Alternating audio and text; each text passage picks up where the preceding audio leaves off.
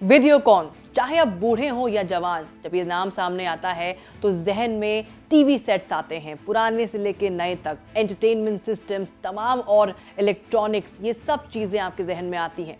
वीडियोकॉन ही भारत में पहली बार रंगीन टीवी यानी कि कलर टेलीविजन लेकर आया था।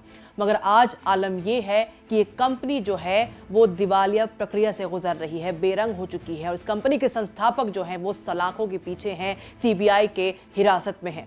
सीबीआई ने आईसीआईसीआई बैंक लोन केस में वीडियोकॉन के संस्थापक वेणुगोपाल धूत को गिरफ्तार किया है। साथ ही साथ धूत आईसीआईसीआई बैंक की पूर्व सीईओ और एमडी चंदा कोचर, उनके पति दीपक कोचर के साथ सीबीआई हिरासत में भेजे गए हैं।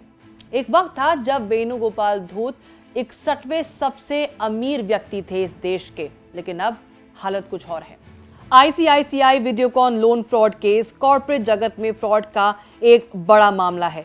तो चलिए जानते हैं कि आखिर कौन है वेणुगोपाल धूत, वीडियोकॉन का फर्श से अर्श तक का सफर कैसा रहा और वेणुगोपाल के सफर में क्या भूमिका रही। 71 साल के वेणुगोपाल धूत का जन्म 30 सितंबर 1951 में हुआ था। धूत ने पुणे की कॉलेज ऑफ इंजीनियरिंग से अपनी उच्च शिक्षा हासिल की। वो इलेक्ट्रॉनिक्स और उपकरण निर्माता मल्टीनेशनल कंपनी वीडियोकॉन के संस्थापक, अध्यक्ष और प्रबंध निदेशक हैं। अब देखिए, कंपनी की शुरुआत धूत के पिता स्वर्गीय नंदलाल माधवलाल धूत के साथ हुई। उद्योगपति के रूप में करियर की शुरुआत में उन्होंने सबसे पहले गन्ना और कपास उद्योग में हाथ आजमाया। साल 1955 में उन्होंने अपना गंगापुर साखर कारखाना, जो कि एक चीनी मिल था, वो स्थापित किया और उसके लिए उन्होंने यूरोप से मशीनरी भी आयात की, जो कि आसान नहीं था। आसपास के गांव में बिजली की भारी समस्या उन्होंने देखी और उस समस्या को हल करने के लिए कोई उपाय नहीं दिख रहा था। अब इसके हल के लिए नंदलाल जी ने कई और लोगों के साथ महाराष्ट्र में पहली बार औद्योगिक क्रांति शुरू की। नंदलाल जी ने अपने 3 बेटों वेणुगोपाल, राजकुमार और प्रदीप कुमार को भी 80 के दशक की शुरुआत में बिजनेस में शामिल कर लिया। अपने 3 बेटों की मदद से नंदलाल जी ने जापान स्थित तोशिबा कॉर्पोरेशन के तकनीकी सहयोग के साथ 1984 में वीडियोकॉन की स्थापना की। उनका ये विचार क्रांतिकारी साबित हुआ। इसके साथ ही कंपटीशन में ज्यादा कंपनियां भी नहीं थी। कुछ ही समय में उन्हें अपनी पहली बड़ी सफलता मिली जब उन्हें रंगीन टेलीविजन बनाने के लिए भारत का लाइसेंस प्राप्त हुआ और उसके साथ ही वीडियोकॉन ने ब्लैक एंड व्हाइट और रंगीन टीवी का निर्माण भी शुरू कर दिया। 1989 में कंपनी ने होम एंटरटेनमेंट सिस्टम और एयर कंडीशनर भी लॉन्च किए, जिसके बाद 90 के दशक के मध्य में गुजरात में सीआरटी ग्लास शेल का निर्माण किया और साल 1995 तक कंपनी ने रेफ्रिजरेटर और कूलर भी बनाना शुरू कर दिया था। सिर्फ एक दशक में वेणुगोपाल धूत ने इस कंपनी को अपने हाथों में लेकर भारत के रंगीन टेलीविजन के टॉप ब्रांड के रूप में खड़ा कर दिया। यहां से कंपनी का विस्तार होना शुरू हुआ। कंपनी ने धीरे धीरे दूसरे क्षेत्रों में भी अपना विस्तार किया और वॉशिंग मशीन, रेफ्रिजरेटर वगैरह सहित बाकी उपभोक्ता इलेक्ट्रॉनिक्स उत्पादों के निर्माण के क्षेत्र में वो आए।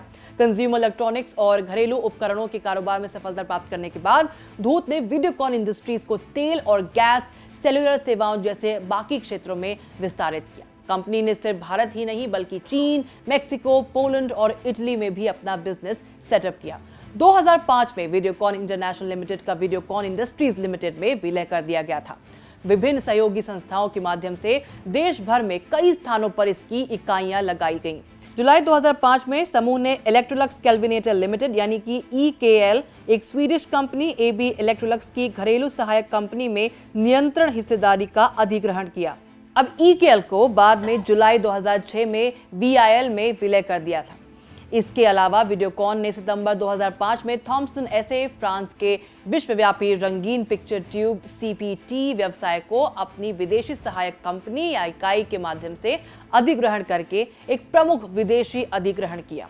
लेकिन फिर आया साल 2010 जब इस कंपनी का पतन शुरू हुआ। इसके बाद से ये कंपनी घाटे में जाना शुरू हो गई। ये तब हुआ जब उन्होंने वीडियोकॉन टेलीकॉम के साथ सेलुलर सेवा क्षेत्र में प्रवेश किया।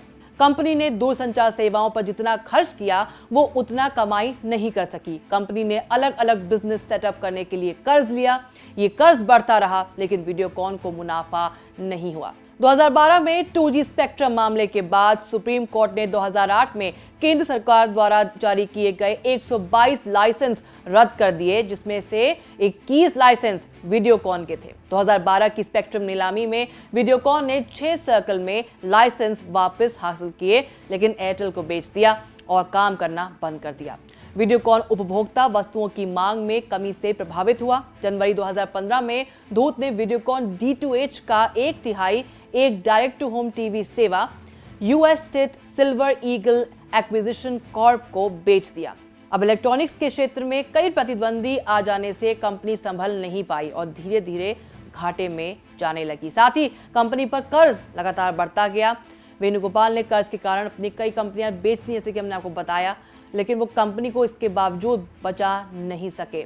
अब बात करते हैं कि आखिर वेणुगोपाल धूत पर आरोप क्या है, किस मामले में वो फंसे हुए हैं। सीबीआई के मुताबिक वीडियोकॉन ग्रुप ने आईसीआईसीआई बैंक से लोन हासिल करने के लिए कथित तौर पर चंदा कोचर और उनके परिवार को शेल कंपनियों के जरिए 64 करोड़ रुपए दिए। ये पैसे चंदा कोचर के पति दीपक कोचर की कंपनी न्यू पावर रिन्यूएबल्स में लगाए गए। सीबीआई के मुताबिक वीडियोकॉन को 3,250 करोड़ रुपए का भारी भरकम लोन मिलने के चंद दिनों बाद ही ये पैसा लगाया गया था। बता दें कि वीडियोकॉन ग्रुप को आईसीआईसीआई द्वारा दिए गए लोन का ज्यादातर लोन अब नॉन परफॉर्मिंग एसेट यानी कि एनपीए में डाल दिया गया है।